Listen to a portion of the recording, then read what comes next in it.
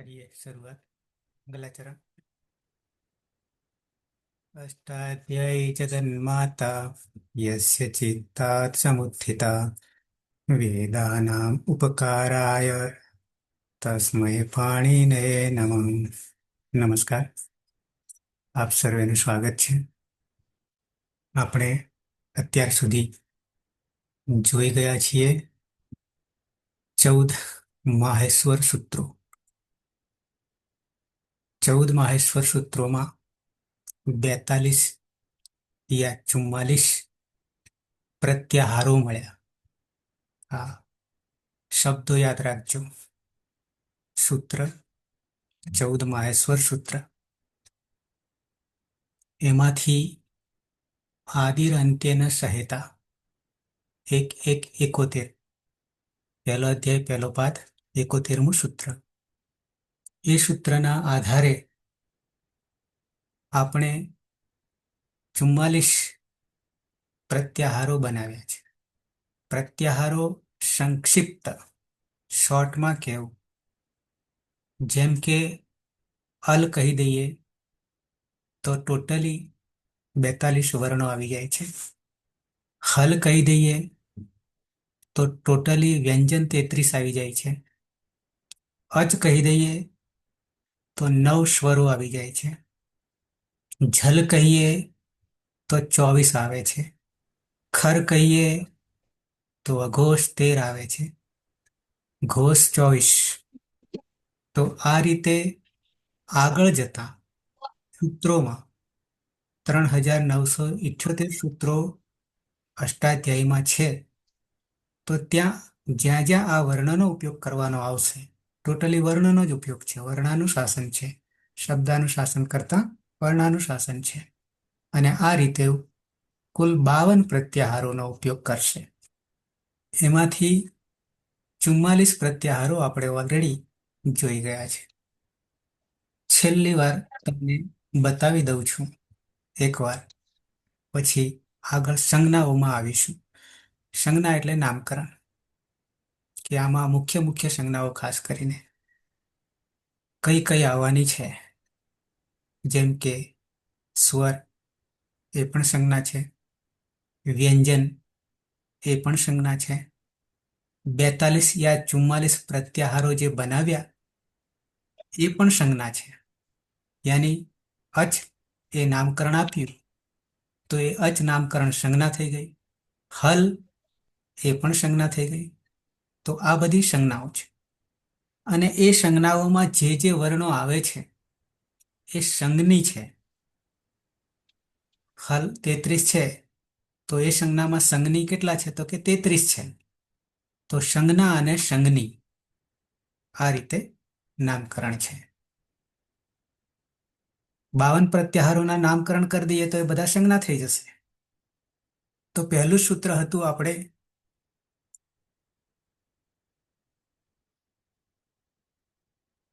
અચ અરે અ ઈ ઉણ માહેશ્વર સૂત્રોને યાદ કરી લઈએ તો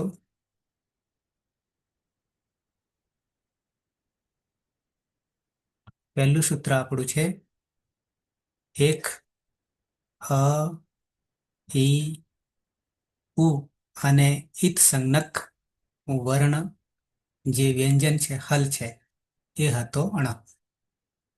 આ અણથી પ્રત્યાહારને યાદ રાખવા માટે જુદી જુદી રીતો છે. એમાંની સૌથી સહેલી રીત અંતિમ વર્ણ ઈત સંજ્ઞક છે એનાથી વધારે યાદ રહેશે. કેટલા છે? તો કે 14 જ છે. એમાંથી આ ઈત સંજ્ઞક વર્ણોમાં કયાથી કેટલી સંખ્યામાં છે? જેમ કે તાલવ્ય સ છે તો 6, હલમાં લ છે તો કે 6. તો એ રીતે આ અણ છે તો એની કેટલા પ્રત્યાહાર બને છે? તો કે 1. હજી લણમાં છઠ્ઠા સૂત્રમાં અણ આવવાનો છે તો એમાં અણના કેટલા પ્રત્યાહાર બને છે? તો કે 3. અને કયા કયા બને છે? આટલું જો તમારા હૈયામાં, હૃદયમાં ઉતરી જશે તો છેક સુધી બિલકુલ સરળતા થઈ જશે. તો પહેલું સૂત્ર આપણી પાસે હતું અ ઈ ઉ, અ ઈ ઉણ. તો એના પ્રત્યાહાર આપણે 1 બનાવ્યો. અને એ હતો અણ. એ હતો અણ બરાબર 3. હા, હવે છેલ્લી વાર હું તમને બતાવી રહ્યો છું, પછી હું નહીં બતાવું. આગળ આનો જ ઉપયોગ આવશે. બીજું સૂત્ર આપણે છે અ એ ઉણ પછી રૂ, ઋ અને ક છે.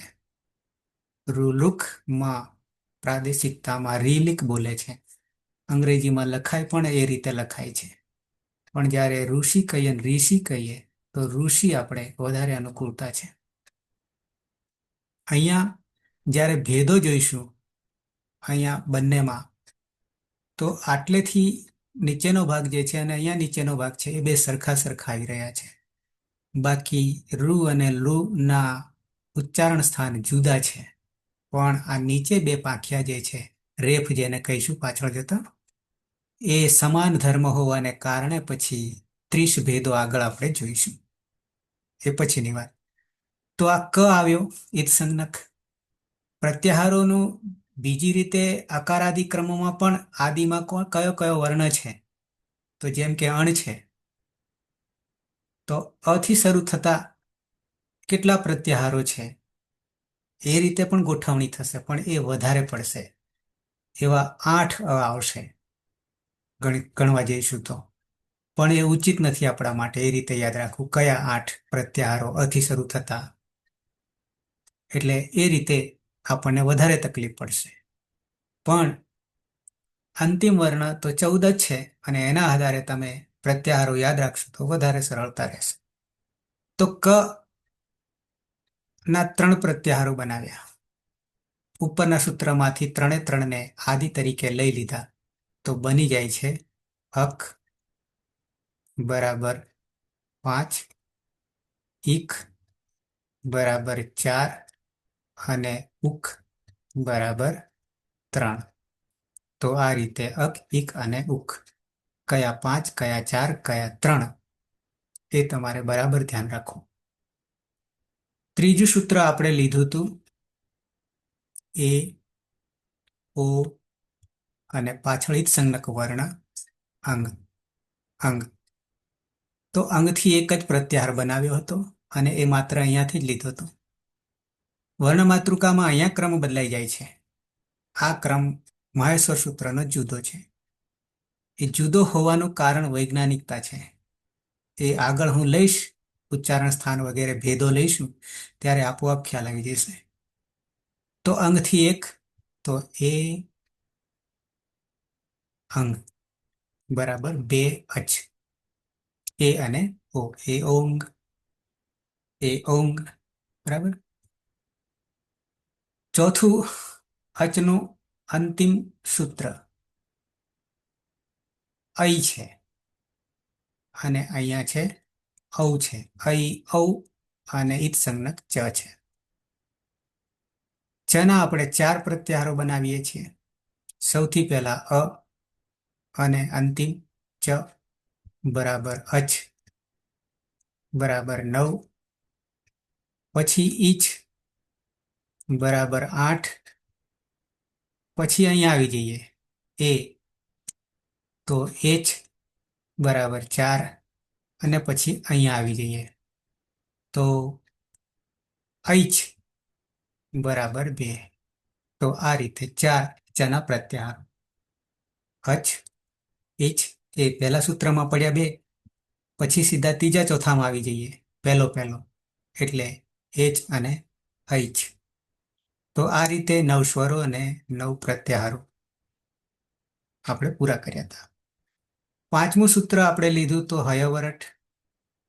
હય વરઠ. તો અહીંયા ટ છે. હયવરઠમાં ટ છે. પ્રત્યાહાર એક જ બને છે. પહેલા સૂત્રમાંથી અ લેવાનો છે આદિ તરીકે અને પાછળ ટ જોડી દઈએ. વચ્ચે આવતા મધ્યગાના એનો બોધ થશે. તો અટ બરાબર કુલ થઈ જશે 13. કેમ તો કે અહીંયા 9 તો છે. 9 ને 10, 11, 12 ને 13 ઈત્સંજ્ઞક વર્ણો ગણવાના નથી. એ હલંત્યમ સૂત્રથી આગળ જતા ઈત્સંજ્ઞા થઈ જશે અને ઈત્સંજ્ઞા એટલે એતિ ઇતિ ગચ્છતિ, જે પાછળથી જતા રહેવાના છે અને જતા રહેવાના એટલે તસ્ય લોપ, તેનો લોપ થઈ જવાનો છે, અને લોપ એટલે અદર્શનમ લોપ. આ હું સૂત્ર જ બોલી રહ્યો છું. એટલે આ રીતે ઈત પ્રકરણ આખું આવવાનું છે. ઈત પ્રકરણમાં કુલ 10 સૂત્રો છે અને 4 વિધિ છે, તો ત્યાં પણ 14 થશે.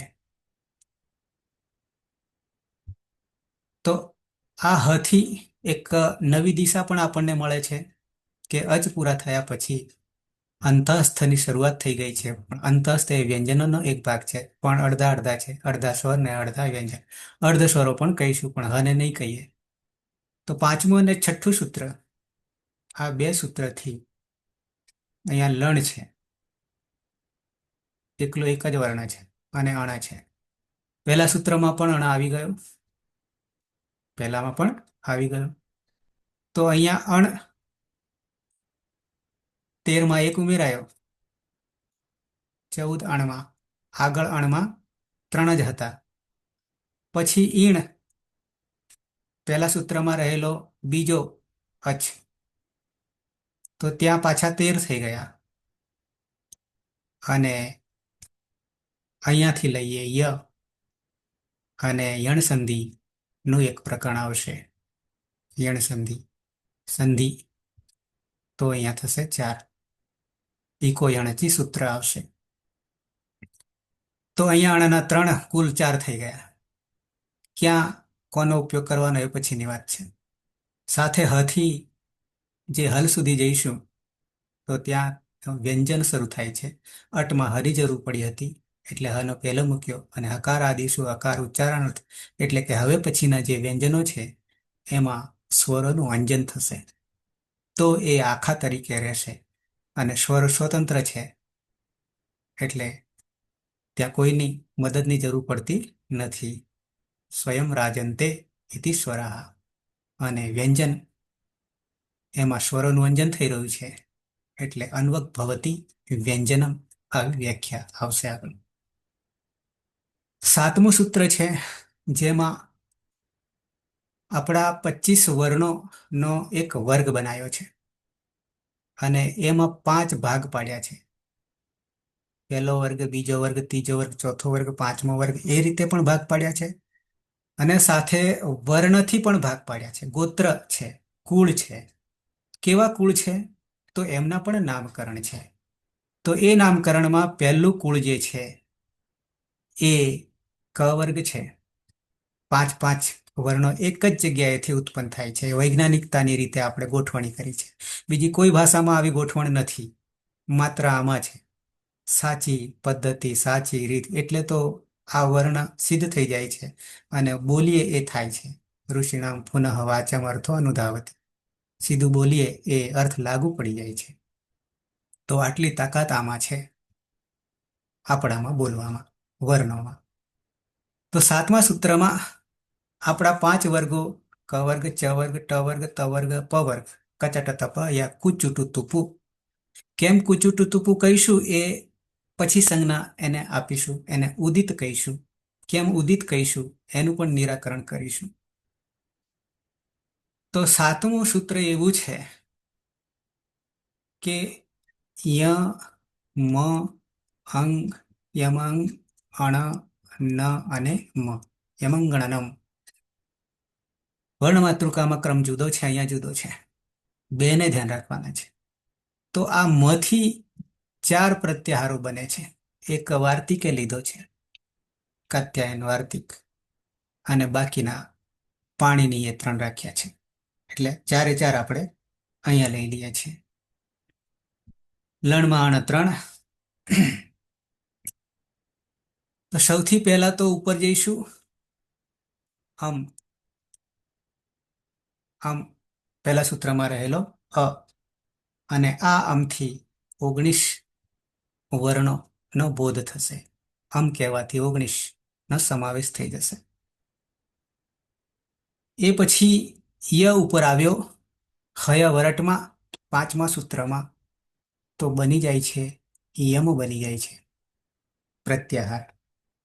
તો યમ પ્રત્યાહારમાં કુલ થઈ જશે 9. કુલ થઈ જશે 9. કયા પ્રત્યાહારમાં કેટલા છે અને કયા કયા છે એ બરાબર મગજમાં બેસાડવું પડશે. ત્યાર પછી અહીંયા આવી જઈએ. અહીંયા અને મ જોડી દઈએ તો 5 થઈ જશે. 5 થઈ જશે. અને અંતિમ આ અંગને લઈ લઈએ. અંગ અને મ બરાબર 3 થઈ જશે. તો આ રીતે 4 પ્રત્યાહાર અહીંયાથી બનશે. સાથે સાથે આ વર્ણનું એક બીજું નામકરણ, સંજ્ઞા નામકરણ એટલે સંજ્ઞા આપું છું. આમને કહીશું અનુનાસિક વર્ણો. અનુનાસિક વર્ણો. આમ અનુનાસિક થી એક અલગ છે, પણ આમાં પ્લસ એક થઈ રહ્યો છે.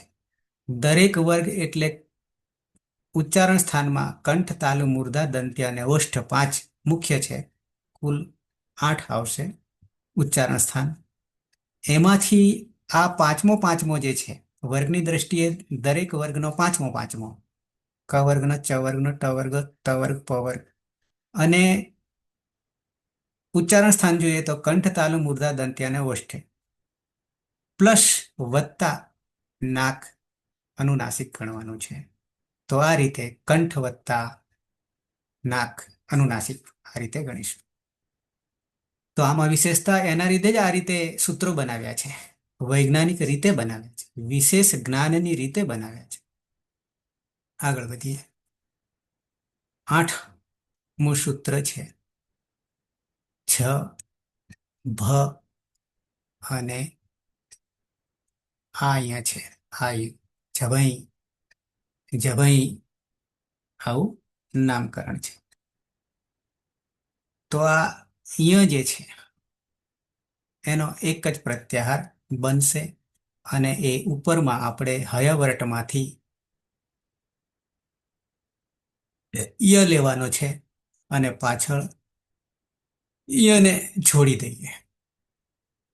તો આ યમાં કુલ વર્ણો થઈ જશે 8. 8 થઈ જશે.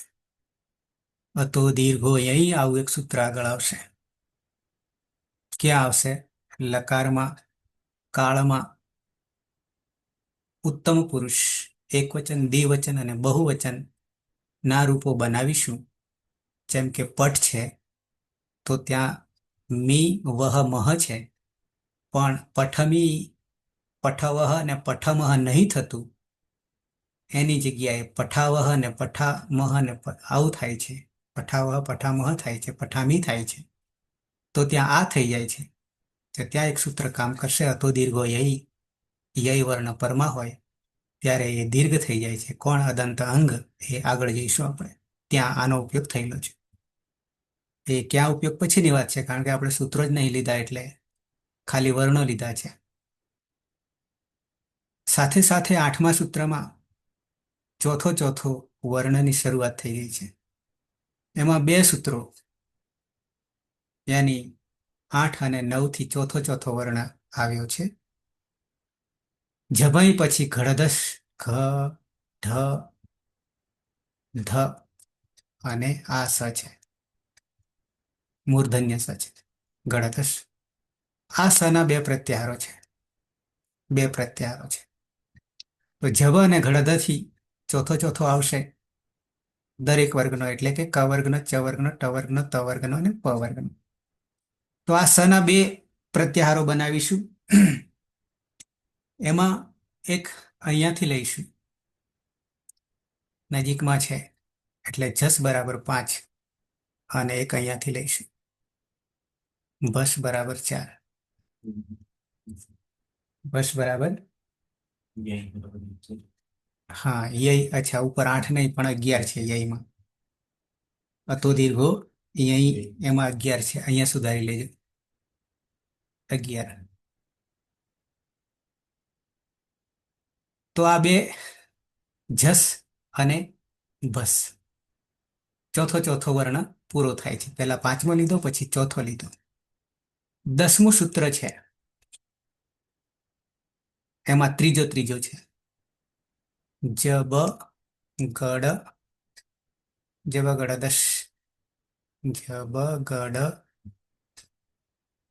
દ અને શ. ઈત સંજ્ઞક છે. જબ ગડ દશ. તો અહીંયા 5 છે વર્ણકુલ. એટલે કે ત્રીજો ત્રીજો આમાં આવી ગયો. અને આ સ ના 6 પ્રત્યાહાર આપણે બનાવ્યા હતા. 6 બનાવ્યા હતા. એમાં અશ પહેલો અ પહેલા સૂત્રમાં બરાબર કેટલા 29 થયા હતા. 29. પછી હસ, આ યાદ રહી જાય એવા છે. પછી હસ લીધો, હસમાં 20. અને પછી વસ, હસ પછી વસ, 18 બે ઓછા થઈ ગયા. 3 પ્રત્યાહાર. એ પછી જસ, એ પછી જસ, જસમાં થઈ જશે 10. જસ પછી આવશે જસ, એટલે આમાં આવી જઈએ, અહીંયા આવી જઈએ. જસ તો રહેશે 5. અને પછી બસ, એટલે 4 થઈ જશે. બસ 4. તો આ રીતે 6, 1, 2, 3, 4, 5 અને 6. હસ હસ વસ, 3નું જોડખું, જોડખું યાની યાદ રહે એ રીતે. અને પછી જસ, જસ એના એક સૂત્રમાં 2 બસ. તો આ રીતે 10મું સૂત્ર આપણે પૂરું કર્યું. 11મું સૂત્ર છે મોટું, પણ પ્રત્યાહાર એક જ બનશે. ખ, ફ, છ, ઠ, થ. ખ પ છ ઠ થ. આ બીજો બીજો છે. ખ પ છ ઠ થ અને ચ, ટ, ત અને વ. ખ પ છ ઠ થ, ચટ ત. આ ચટ ત એ પહેલો છે. બાકીના 2 12મા સૂત્રમાં આવશે. તો અહીંયા વ આવ્યો, ઈત્સંજ્ઞક વર્ણ. અને આ 6 થી પ્રત્યાહાર બનાવવાનો છે એક જ. અને એ બનશે 6 બરાબર 6. આ 6. તો 11મા સૂત્રમાં 8 કુલ છે. 5, 6, 7 ને 8. સાથે સાથે વર્ણોનો ક્રમ બીજો અને 3 પહેલાના. પેલા કરતા ક્રમ બદલાઈ જશે. 7માંથી માંડીને 10મા સુધીનો જે ક્રમ હતો ને, એના કરતા થોડો અલગ થઈ જશે હવે. 11મું સૂત્ર, અરે 12મું સૂત્ર.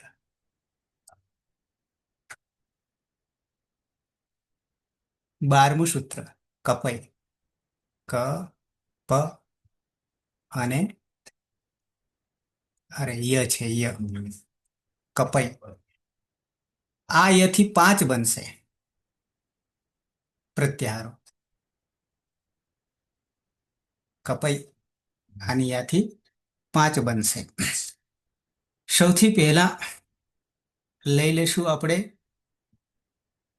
ય હયવર્ટમાંથી લઈશું. ય, આ મોટા ભાગે યથી શરૂ થાય છે પ્રત્યાહારો. એટલે યનું કેટલું મહત્વ છે એ આપણને ખ્યાલ આવશે. તો યમાં કુલ વર્ણો થઈ જશે, ઉપર આવ્યા છે 29. ય બરાબર 29 થઈ જશે. ય પછી આપણે લઈશું મય દાનવને લઈશું. એટલે મયમાં થઈ જશે 24 થઈ જશે. કુલ 5 બનાવવાના છે પ્રત્યાહાર. મય પછી આવી જઈએ જય. જય, જયમાં થઈ જશે 20. 3 થઈ ગયા, આપણે 5 કરવાના છે. પછી થઈ જશે ખઈ, અહીંયા ઉપરનામાંથી ખઈ. અને ખઈમાં થઈ જશે 10. અને અંતિમ ચૈ. ચૈ બરાબર 5. એટલે કે પહેલો દરેક વર્ગનો પહેલો ચૈમાં. કચટ આપણે કચટ તપ, પણ અહીંયા ક્રમ જુદો છે. ચટત કપ છે, ચટત કપ છે. 2 રીતે ધ્યાન રાખવાનું. 13મું સૂત્ર. 13મું સૂત્ર સ, સ, સ અને ર લઈશું. તાલવ્ય, મૂર્ધન્ય, દંત્ય. આ રના પણ 5 પ્રત્યાહાર. ઉપરનાને જ લેવાના છે, પણ મય દાનવને નહીં લેવાનો. એટલે ઉપરના જ આંકડાને આપણે ધ્યાનમાં રાખવાનું. આ ઉપર જે પ્રત્યાહાર બન્યા ને એમને, જેમ કે ય છે, તો અહીંયા શું કરીશું? યન જ રાખીશું, પણ પાછળ આપણે ર ને ઈત સંજ્ઞકને લેવાનો છે. અંતિમ આદિર અંત્યને સહાયતા, તો કરી દઈશું યર, કરી દઈશું યર, અને યરમાં થઈ જશે 32. પછી આ મયને છોડી દઈએ, કારણ કે એક જ જોડવા જઈએ તો કઈ ઉચ્ચારણ જ જુદું થશે. એટલે ઝર લઈ લઈએ. એના પછી ઝર, ઝર લેવાથી 23 થઈ જશે. આનું ઊંધું થઈ ગયું ને, 32નું. આ બગડો આગળ આવી ગયો, તગડો પાછળ જતો રહ્યો સંખ્યાની દ્રષ્ટિએ. એટલે આપણે ટેકનિક વાપરવાની કે આનું ઊંધું કરી દઈએ તો વર્ણો મળી જશે ઝરમાં. 23. પછી ખઈની જગ્યાએ શું કરશું? ખર કરીશું, અને ખર બરાબર 13 થઈ જશે, જેને આગળ જતા અઘોષ વર્ણો તરીકે ઓળખીશું. ઘોષ અને અઘોષ આવી રીતે ઓળખીશું. 3 થયા, આપણે 5 કરવાના છે. ખર પછી આવશે ચર આવશે. આ છે જ, ઉપર છે જ ચર પ્રત્યાહાર. તો ચર પ્રત્યાહારમાં 8, અહીંયા 8 નો આંકડો હતો, પેલામાં 11માં 8 કરીએ હતા. તો ચરમાં 8, અને હવે નવું પ્રત્યાહાર અહીંયાથી એક બનાવીશું આ સ માંથી, એટલે બની જશે સર. અને સર કહેવાથી આપણને એક નવું નામ પણ મળશે. શું? તો કે 3 પ્રકારના સ: તાલવ્ય, મૂર્ધન્ય અને દંત્ય. અંતિમ સૂત્ર, હવે 14મું સૂત્ર છે. હલ, એક જ વર્ણ છે, અને એવો ને એવો એક વર્ણ ક્યાં છે? તો કે લણમાં. લણમાં. તો આ લના 6 પ્રત્યાહાર બનાવીશું. 6 પ્રત્યાહાર બનાવીશું.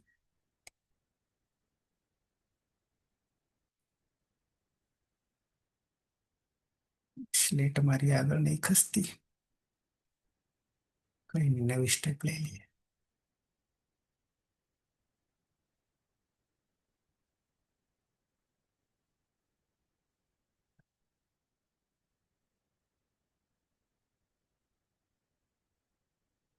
અહીંયા લઈ લેવાની જગ્યા છે જ આપણા પાસે.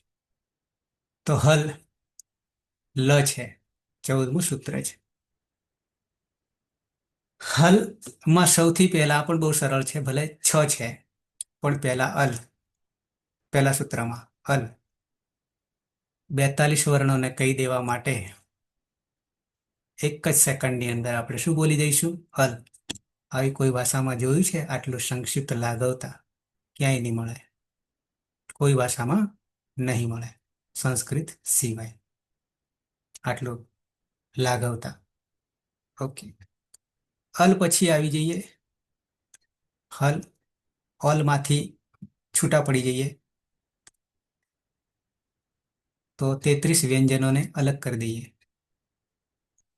હલ 33 ને અલગ કરી દઈએ તો થઈ ગયા 33. તે પછી હજી છૂટા પાડીએ આગળ, તો વલ. વલ ઈડાગમ પ્રકરણ આવશે આગળ, તો ત્યાં વલ કામમાં આવવાનો છે. એક મોટું પ્રકરણ થવાનું છે બીજા ભાગમાં. તો વલ બરાબર થઈ જશે 32. એક અહીંયા હયવરટ, હયવરટ 5મું સૂત્ર જે છે એમાં હ અને વ આ રીતે. યમાં બહુ મહત્વ હતું, ય સુધી બહુ આવ્યા. હવે હ વ 3 તો થઈ ગયા પ્રત્યાહારો: અલ, હલ અને હવલ. હજી એક લેવાનો છે, હજી એક ત્યાં જ લેવાનો છે, રલ. નજીક નજીકમાં જ બેઠા છે, અને એક ઓછો થાય એટલે 31 વર્ણો. 4 તો થઈ ગયા, 2 રહ્યા, 6 કરીશું, અને હવે જલ 24 થઈ જશે. ઘોષની અઘોષની વાત આવશે ત્યારે આ જલ બહુ કામમાં આવશે. સંધિઓમાં પણ બહુ જગ્યાએ વપરાય છે જલ. અને અંતિમ, જેનું એક બીજું પણ નામકરણ પડશે, સલ બરાબર 4, અને એને ઉષ્માક્ષર પણ કહીશું. અને એક બચી જાય છે. ર પ્રત્યાહાર આવે છે. વાર્તિકે બનાવેલો છે. પણ એ જુદી છે આખી આદિરંત્ય અને સહાયતા કરતા.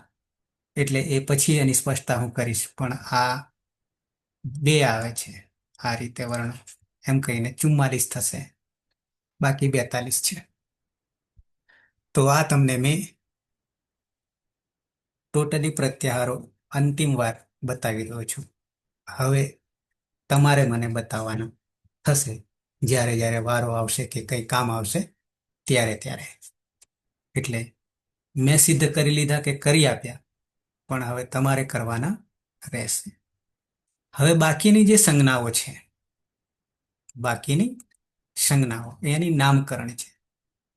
એ નામકરણમાં કેવી કેવી સંજ્ઞાઓ શરૂઆતમાં આવશે, નામકરણ આવશે, એ હું તમને બતાવવા જઈ રહ્યો છું.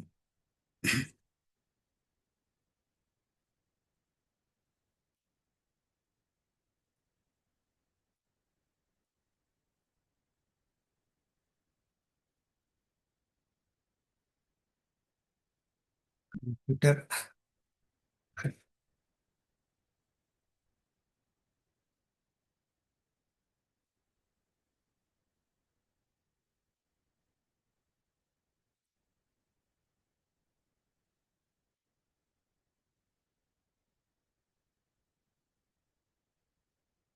વર્ક બરાબર છે, પણ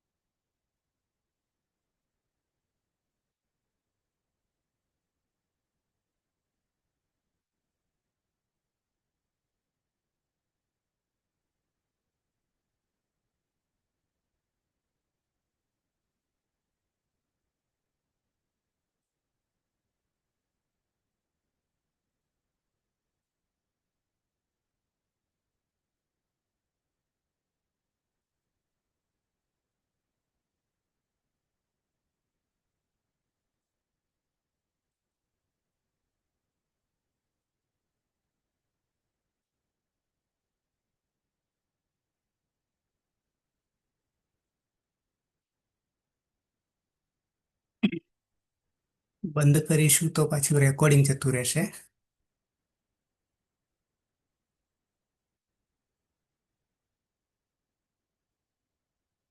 થયું.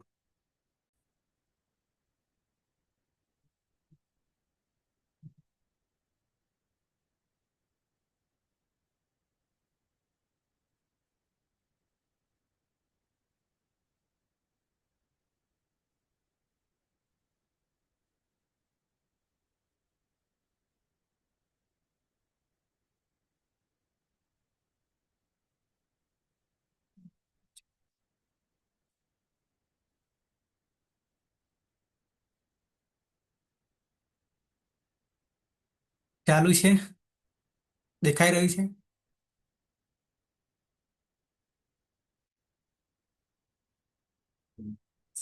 હે? દેખાય? ઓકે, બરાબર છે. તો પહેલું પ્રકરણ મેં કેટલાકને મોકલ્યું છે.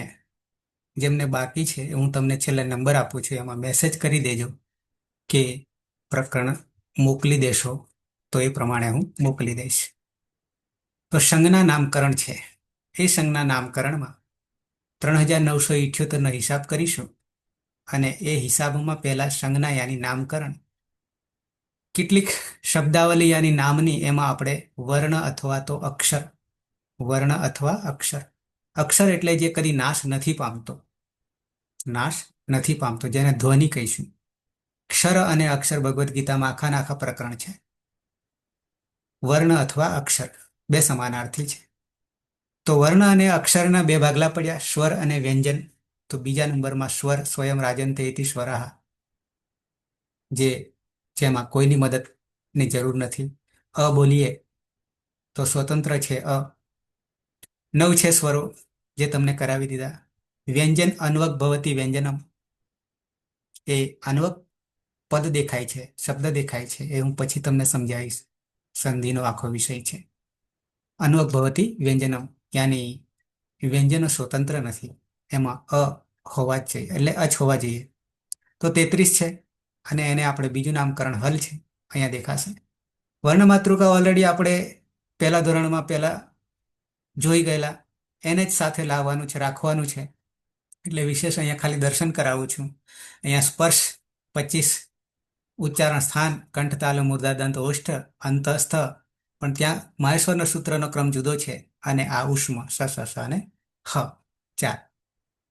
તો આને પણ ધ્યાનમાં રાખીશું, અને મહેશ્વર સૂત્ર પ્રમાણે પણ ધ્યાન રાખીશું. ત્યાર પછી આવે છે વર્ગ તથા વર્ગાક્ષર, 5મા ક્રમે. વર્ગ તથા વર્ગાક્ષર. વર્ગ એટલે મેં તમને આગળ કહ્યું તેમ 5 વર્ગ છે મુખ્ય, અને એના વર્ગના અક્ષરો.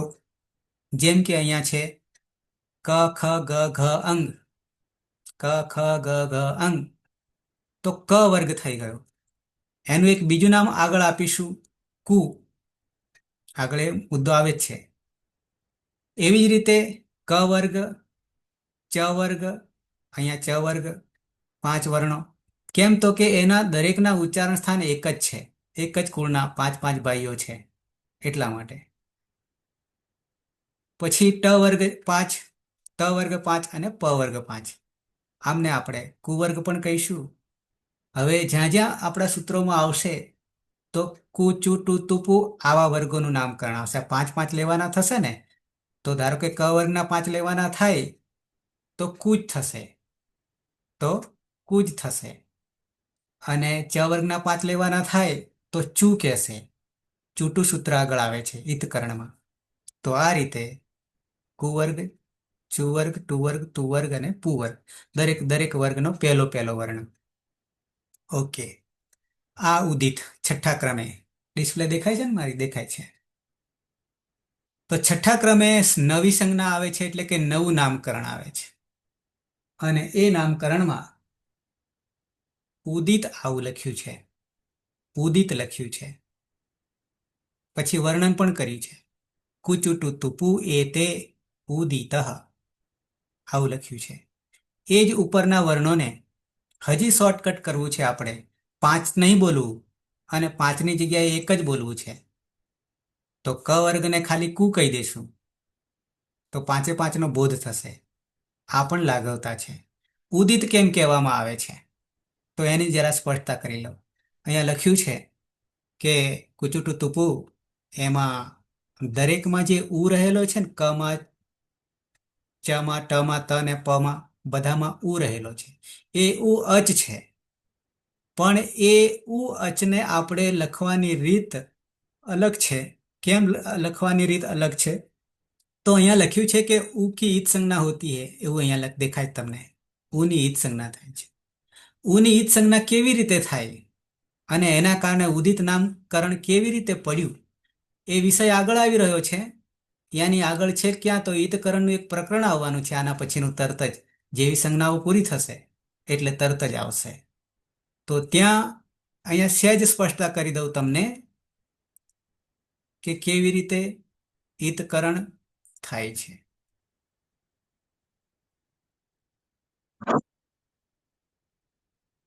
કુ લખીએ ત્યારે ઓરિજિનલ અવસ્થામાં, ઉપદેશ અવસ્થામાં આવી રીતે લખાશે, કુચુટુતુબુ 5 તો આને આપણે છૂટો પાડીશું. ધારો કે રામ છે, તો તમને 2 જ વર્ણો દેખાશે. વાસ્તવમાં 2 નહીં, 4 છે, જેનું નામકરણ સંજ્ઞામાં આપણે આવશે આનુપૂર્વી આવશે, આનુપૂર્વી આવશે. તો રામને છૂટા પાડીએ તો ર છે, આ છે, મ છે, અને અ છે. 4 થઈ ગયા. આવી રીતે કુમાં જોવા જઈએ તો ક હલંત કરી દઈએ, અને ઉ જે છે એ આવી રીતે લખાય છે. ઉદિત કેવી રીતે બન્યો? તો આપણી પાસે ઈતકરણમાં પહેલું જ સૂત્ર આવશે. ઈતકરણમાં પહેલું જ સૂત્ર આવશે.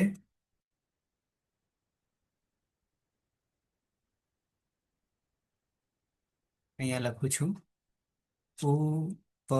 ત્યાં જોઈશું ઈત પ્રકરણમાં. ઉપદેશે અજનુનાસિક ઈત, આવું એક સૂત્ર આવશે પહેલું જ. એ સૂત્રક્રમ છે 1-3-2. 1-3-2. તો ઉપદેશ અવસ્થા, એક ઉપદેશ શબ્દ નવો તમને મળશે. ઉપદેશ શબ્દ નવો મળશે, સંજ્ઞા મળશે. પછી ઉપદેશ અવસ્થામાં સપ્તમી છે અચ અનુનાસિક. અચ એવું છે, અચ. અચ એટલે આપણા 9 સ્વરો. આ સૂત્ર છે 1-3-2 ક્રમમાં. એની પહેલાનું આગળ સૂત્ર આવશે ધાતોઃ, પછી આ તરત આવે છે. અને અનુનાસિક એટલે નાક દ્વારા બોલવું. જેમ કે અહીંયા છે તો આ જે ચંદ્રબિંદી જે છે એ અનુનાસિક બતાવી રહે છે. અને ખાલી બિંદી, ધારો કે છે, ખાલી બિંદી, તો એ અનુસ્વાર છે. અને આ અનુનાસિક છે, ચંદ્રબિંદી છે. તો આ સૂત્રથી આની ઈત સંજ્ઞા થઈ જશે. અને ઈત સંજ્ઞા એટલે તસ્ય લોપ, તેના દર્શન નહીં, લોપ થઈ જશે. અદર્શનમ લોપ, હોવા છતાં દર્શન થશે, એટલે બચ્યો ક. પણ હવે આ દરેકમાં કુચુટુતુમાં કુ ચુ ટુ તુ અને પુ, આ દરેકમાં આ સૂત્રથી ઈત સંજ્ઞા થઈ જાય છે. ઈત એટલે પાછળથી જતો રહેશે, જેની ગણતરી નહીં લેવાય. હવે જે વર્ણની ઈત સંજ્ઞા થાય તે નામકરણ કરતો જાય છે. જેમ કે અહીંયા ઉની ઈત સંજ્ઞા થવાને કારણે જ આપણે એને ઉદિત કહીએ છીએ. આ નામકરણ પડ્યું. તો એ તે ઉદિતા, કારણ કે ઉની 5-5માં ઈત સંજ્ઞા થઈ અને પરિણામે આપણે આને ઉદિત વર્ણો કહીશું. ઉદિત વર્ણો કહીશું. કની ઈત સંજ્ઞા થાય તો કિત, મની ઈત સંજ્ઞા થાય તો મિત, આવી રીતે ગની થાય તો ગીત. આવા નામકરણ આવશે. તો આ ખાલી ઉદિતની તમને ઓળખ આપી. અને એક નવો સભ્ય ઉદિત કોને કહેવાય? ઉનિત સંજ્ઞા થાય તે ઉદિત. 7માં સ્પર્શ શબ્દ છે, સ્પર્શ. અને સ્પર્શમાં કોણ છે? તો અહીંયા એક વ્યાખ્યા આપી છે, કાદયો માવસાનાહ સ્પર્શાહ. બહુવચનના રૂપો છે. ક આદયઃ, આદિમાં ક છે અને અંતિમ મ છે. આદિમાં કાદયો માવસાનાહ સ્પર્શાહ બરાબર સ્પર્શ ક્યાં છે? તો આમાં જુઓ તમે. આદિમાં ક છે, પહેલો ક છે, અને અંતિમ મ છે. કાદયો, ક આદય, ક આદિમાં છે. અને મ અવસાન, અંતિમ છે. અવસાન એટલે નાશ નહીં પામવું, પણ અંતિમ છે. અંતિમ પછી કઈ ના હોવું. તો આ 25 જે છે એને સ્પર્શ કહીએ છીએ આપણે. સ્પર્શ કેમ કહીએ છીએ? તો કે જ્યારે ઉચ્ચારણ કરીએ છીએ ત્યારે આપણી જીભ જે છે એ મુખના અંગો છે, મુખના ભાગ જે છે, કયા ભાગો છે? કંઠ છે, તાલુ છે, મૂર્ધા છે, દંત છે અને ઓષ્ઠ છે.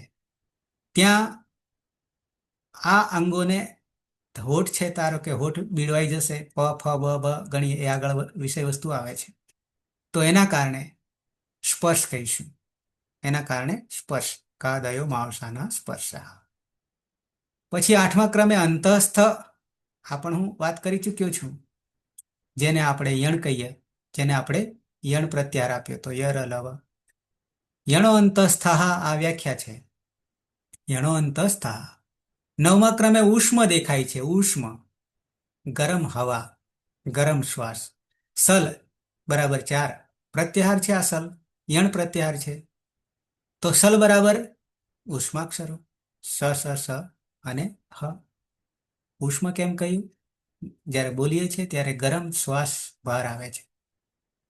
10, 11 ને 12, અરે 10, 11, 12 ને 13, 4 મુદ્દા જેનું નામકરણ આપણે આપીએ છીએ અયોગવાહ. અયોગવાહ આ સંજ્ઞાઓ છે. અયોગવાહ. અયોગવાહ એટલે શું? તો અહીંયા 4ની વાત કરી છે, કુલ 8 છે.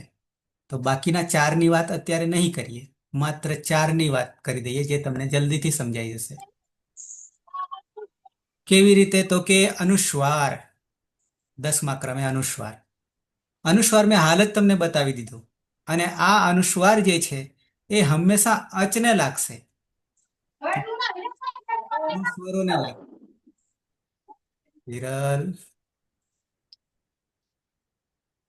9 સ્વરોને લાગશે. કોણ? અનુસ્વાર. હલને કદી નહીં લાગે. હલને ક્યારે નહીં લાગે. ધ્યાન રાખજો કે ક હલંત હોય તો કદી અનુસ્વાર આવે ખરો? વ્યંજનો હોય તો કદી અનુસ્વાર આવે ખરો? ક્યારેય નહીં આવે.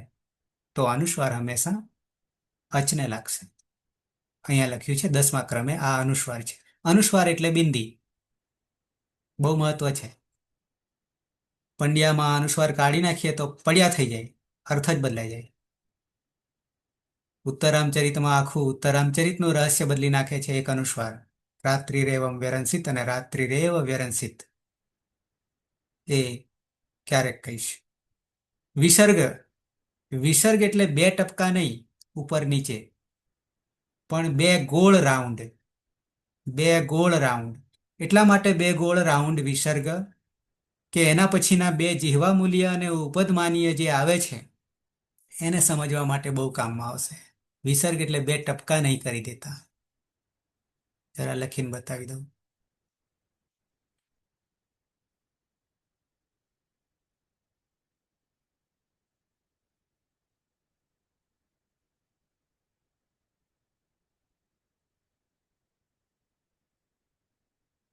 વિસર્ગ ધારો કે અ છે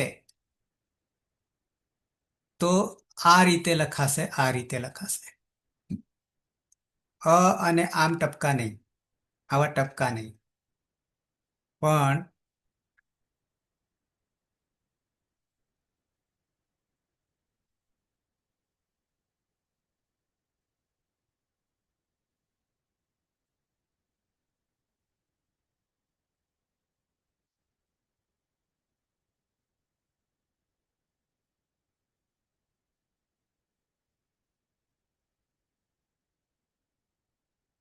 કેમ 2 ગોળ રાઉન્ડ કરીશું?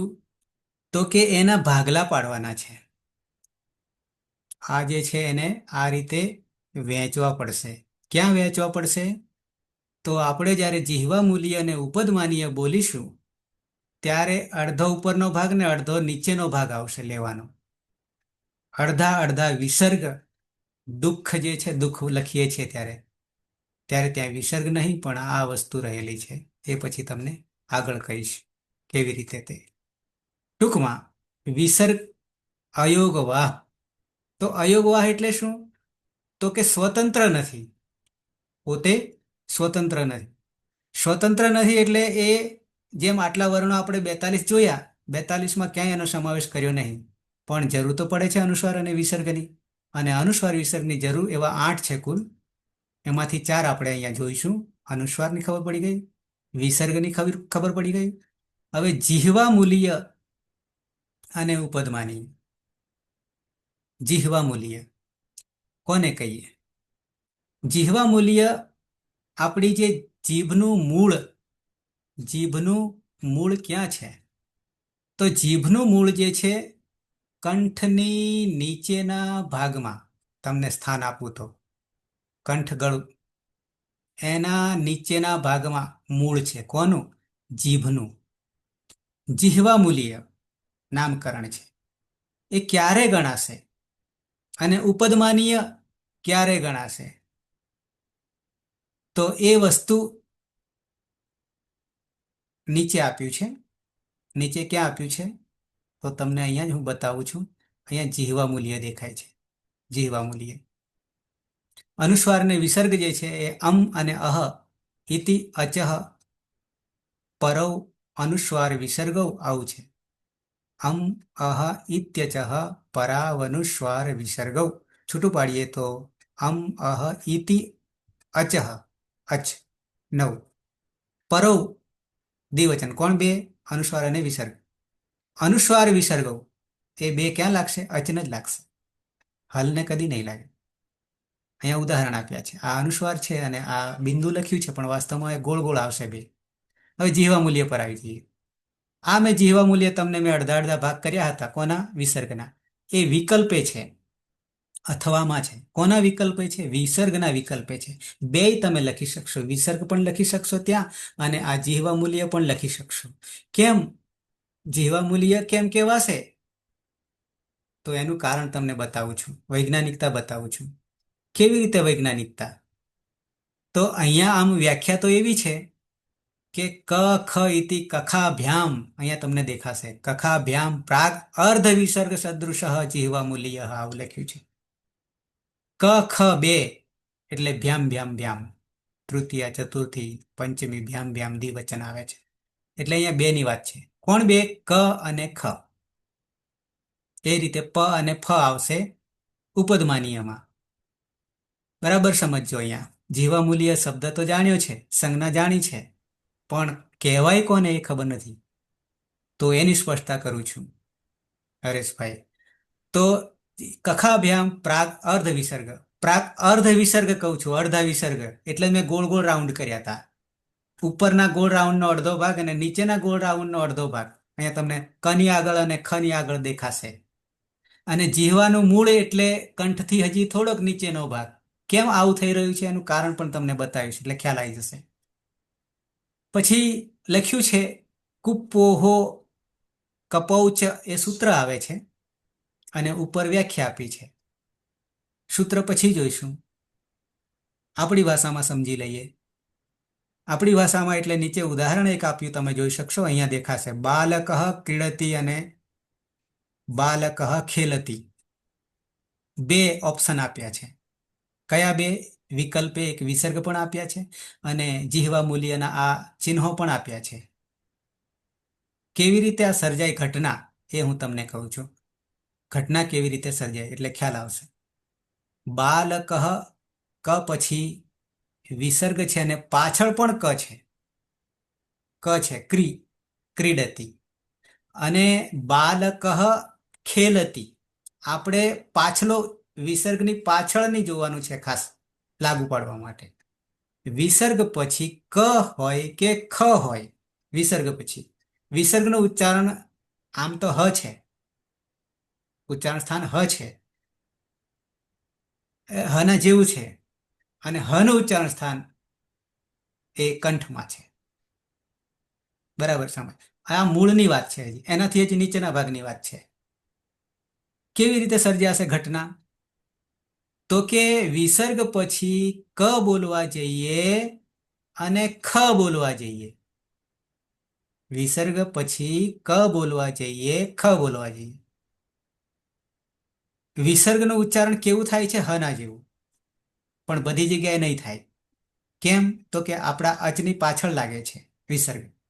તો જેવા અચનું ઉચ્ચારણ સ્થાન થશે એવું વિસર્ગનું ઉચ્ચારણ તે જગ્યાએ જઈને બેસી જશે.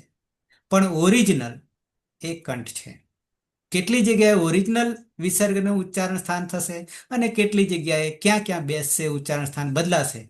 આ બે વસ્તુ ધ્યાનમાં રાખવાની આવશે. તો અહીંયા જીહવા મૂલ્ય તરીકે આપણે લઈએ તો વિસર્ગની પછી ક આવે કે ખ આવે તો વિકલ્પે જીહવા મૂલ્ય આવવાનું છે. અડધા અડધા વિસર્ગ. કેવી રીતે? તો એ વૈજ્ઞાનિક તમને સમજાવું છું કે કનું ઉચ્ચારણ સ્થાન, કનું ઉચ્ચારણ સ્થાન અને ખનું ઉચ્ચારણ બે એક જ ગોત્રના છે, ક વર્ગના છે. 5 ક ખ ગ ઘ અંગ. કંઠ, કંઠ બોલીશું ને, આ અનુભૂતિનો વિષય છે, ગોખવાનો વિષય નથી. ક ખ ગ ઘ અંગ આજે આપણે બોલીએ છીએ ત્યારે કંઠ છે. અહીંયા આંગળી રાખવાની ખબર પડશે કે આ 5 જે છે કુલ 8 છે. અકુહ વિસર્જનીય નામ કંઠ આવું આવશે. અ અ કુ એટલે ક વર્ગ, હ અને વિસર્ગ, આ રીતે 8 થશે. એનું ઉચ્ચારણ સ્થાન કંઠ છે, પછી નીચે આવે છે. હવે વિસર્ગનું ઉચ્ચારણ સ્થાન કંઠ છે, ક નું ઉચ્ચારણ સ્થાન કંઠ છે, ખ નું ઉચ્ચારણ સ્થાન કંઠ છે. હવે બધા જ એકમાં જો ભરાઈ જાય એક સાથે તો અહીંયા એક સાથે કોણ છે? ક છે અને વિસર્ગ છે. બે એક જગ્યાએ અહીંયા ફસાઈ ગયા કંઠમાં, તો બે ધક્કા મુક્કી કરશે ને બંને જણ, કારણ કે બે હાથે નહીં રહે. બે વર્ણો ભેગા થઈ જાય એક જ જગ્યાએ તો શું થાય? તો જે નબળો હોય એ બાજુ પર જતો રહેશે અને જે બળવાન હશે એ મુખ્ય સ્થાન પર રહી જશે, એટલે થોડો ખસી જશે. કોણ ખસી જશે આ બેમાં, વિસર્ગ અને કમાં? તો વિસર્ગ પછી ક આવે કે ખ આવે, બંને માટે છે. તો એ બેમાં કંઠ બંને છે અને વિસર્ગ પણ કંઠ છે, પણ એ લખાય છે કેવો? અહીંયા જીહવા મૂલ્ય તરીકે. જીહવા મૂલ્ય એટલા માટે બની જાય છે કે કંઠમાંથી નીચે ખસી જાય છે, નીચે ઉતરી જાય છે, ધક્કા મુક્કી થવા માંડે છે. એટલે બે ભેગા થઈ ગયા ને એક જ જગ્યાએ, એટલે ક ત્યાં ને ત્યાં કંઠમાં રહ્યો અને વિસર્ગ નીચે એટલે કે જીભની મૂળમાં જતો રહ્યો અને બની ગયો જીહવા મૂલ્ય. અને કેવી રીતે બોલીશું હવે? બાલક, જેવો ક પાછળ બોલીશું, ક્રીડતી કે ખેલતી બોલવા જઈશું, એ બોલવા જઈશું એટલે અડધો વિસર્ગ આપોઆપ આવી જશે અહીંયા, કારણ કે બે સમાવવાના નહીં એક સાથે કંઠમાં, એટલે નીચે આવતો રહેશે, બાજુમાં ખસી જશે. અને બાજુમાં ખસે એટલે છેક પેટમાં નહીં જતો રહે, પણ જીભની મૂળમાં આવતો રહેશે. અને પરિણામે આવા ચિહ્નો, આ ચિહ્ન છે અને અહીંયા આ ચિહ્ન છે. મારું કર્સર દેખાય તો બાલક અડધો વિસર્ગ, ક્રીડતી બાલક, ખેલતી અડધો વિસર્ગ. જેવો ખ બોલવા જઈએ ને આપોઆપ અડધો વિસર્ગનું ઉચ્ચારણ થઈ જશે, એટલે કે જીભની મૂળમાં જીહવા મૂલ્ય. સમજાઈ ગયું હશે કેમ જીહવા મૂલ્ય કહ્યું? એવી જ રીતે પ અને ફ હવે મૂળમાંથી છેક બહાર જતા રહીએ. સમય થવા આવ્યો છે પણ આટલો લઈ લઈએ. ઉપદમાનીય સંજ્ઞા. ઉપદમાનીય, ઉપદમાનીય નામ ઓષ્ઠવ આગળ આવશે. હા સચ્ચી લગેલા.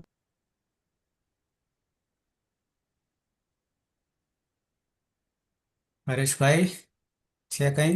પછી ચર્ચા કરીએ આપણે. આનો ઉપદમાનીય સમજી લઈએ. ઉપદમાનીયમાં જીહવા મૂલ્યમાં છેક નીચે જતા રહ્યા હતા, કંઠની નીચે. હવે છેક બહાર નીકળી જઈએ. ક્યાં? પ અને ફ એ બે વર્ણો જે છે એ ઓષ્ઠ છે. આ પ અને ફ કુલ 5 છે, આમ 8 છે.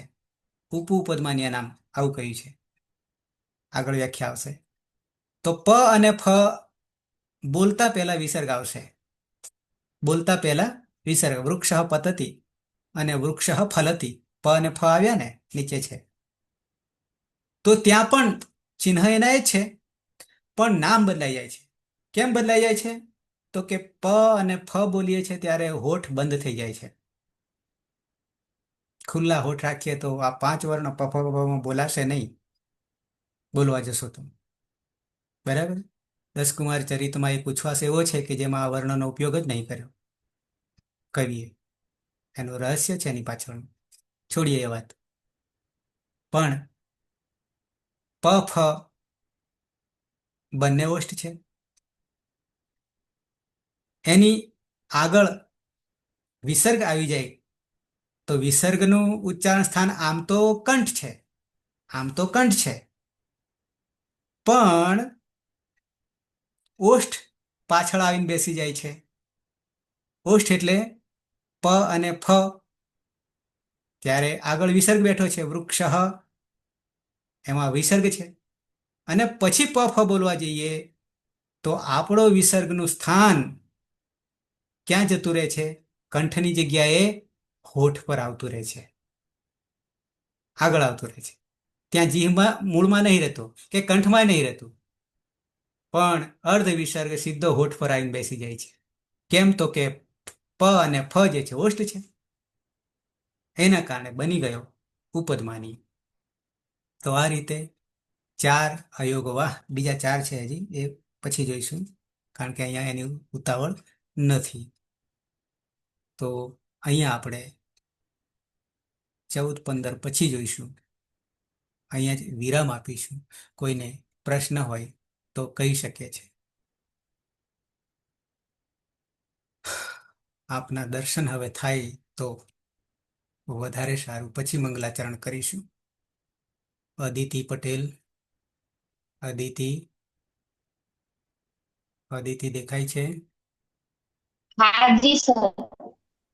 તમારા દર્શન થાય તો હા, ખ્યાલ આવે हाँ છે? जी सर आई रहे। ખ્યાલ આવે છે? हाँ सर। આજે આવ્યા કે જી હતા આગળ હતા? આ ત્રીજું લેક્ચર કે ચોથું થશે? હતી। हाँ ત્રીજું છે। અચ્છા, પણ ટકેલા રહેશો તો મજા આવશે, નહીં તો વચ્ચે ગેપ પડી તો નહીં મજા આવે. ना ना सर नहीं गैप नहीं पर હા, પછી गैप नहीं पड़े। હા, પછી પીછે હટ કરવું પડે, આગે હટની જગ્યાએ. હિના, हम्म। હિના બરાબર છે? Okay sir. હા, સમજાવવું જોઈએ એ મહત્વનું છે. ને આવું વર્ણન ક્યાં બુકમાં વાંચવામાં નહીં આવે, એ તમને કહી દઉં. હરેશ સુથાર, આ એક્સિડન્ટ ક્યાં થાય છે એ એક્સિડન્ટ ક્યાંય બુકમાં નહીં બતાવવામાં આવે. ઉપદમાનીય અને જીહવા મૂલીય, એટલે વાસ્તવિકતા આ છે. બરાબર. પછી હિરલ, હિરલ, ઝડપથી આપણે. જી સર લાઈટ નહીં એટલે. અચ્છા, પછી હરેશ આવી ગયા. હરેશ, ખબર પડે છે? તમારું સ્પીકર ઓન કરો. હાલ ઓન હતું પણ મેં બંધ કરી દીધું.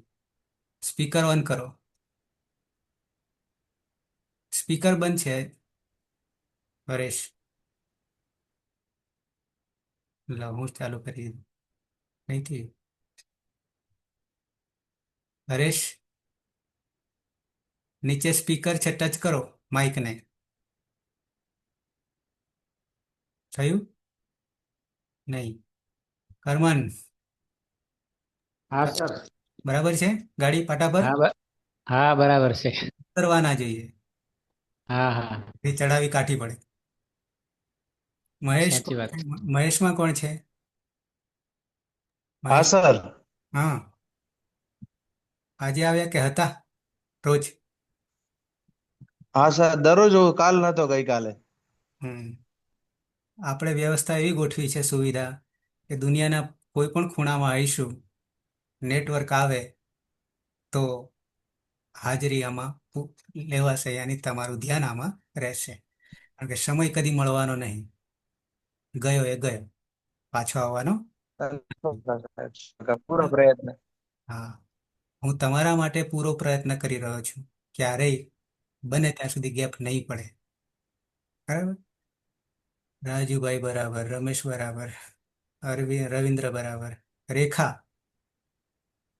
રેખા હા સાહેબ. મહેસાણા, હમ. ખ્યાલ આવે છે? હા સાહેબ ખ્યાલ આવે છે. હમ હા, જેમને પ્રકરણ નહીં મળ્યું હોય ને, પીડીએફ પહેલું બીજું, પહેલામાં પ્રસ્તાવના છે, પણ પ્રસ્તાવના વાંચ્યા જેવી છે, જેટલું ખબર પડે એટલું. અને બીજું સંજ્ઞા પ્રકરણ છે. હવે પછી સંજ્ઞા તમને મેં મોકલી દીધું, અને જેમને ન મળી હોય મને મેસેજ કરી દેજો. મારો નંબર તમને હું લખાવી દઉં. આમ તો મોટા ભાગે હશે જ મારો નંબર ને દરેકની પાસે. કોઈની પાસે નહીં એવું ખરું? કોઈ નથી? કોઈ તો પીડીએફ ન મળી હોય તો મેસેજ કરી દેજો, હું મોકલી દઈશ. એમાં સંજ્ઞા પ્રકરણ કરીને છે. અને આવતીકાલે 9 વાગે આવો એની પહેલા થોડી નજર કરી લેવાની. શાની? તો કે કઈ કઈ સંજ્ઞા આપણે હવે જોવાના છીએ, અને એમાં તમને તમારી રીતે સમજાય ત્યાં સુધી સમજવાનું, અને પછી આપણે પાકું કરીશું. 2 લાખ થશે. તો આ રીતે થોડીક નજર કરી લેવાની સમય મળે તો, કારણ કે તમારી પાસે 23 છે કલાક, મારી પાસે 1 જ કલાક છે. ક્લિયર? છે કોઈને પ્રશ્ન આવે? કોઈને પ્રશ્ન હોય તો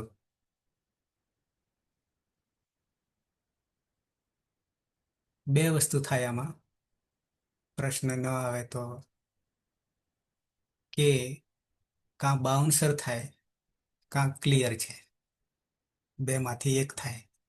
પણ એક એકને આ રીતે હું પૂછું છું એટલે બાઉન્સર નહીં થતું એમ હું માનું છું. તો મંગલાચરણથી સમાપન કરીશું.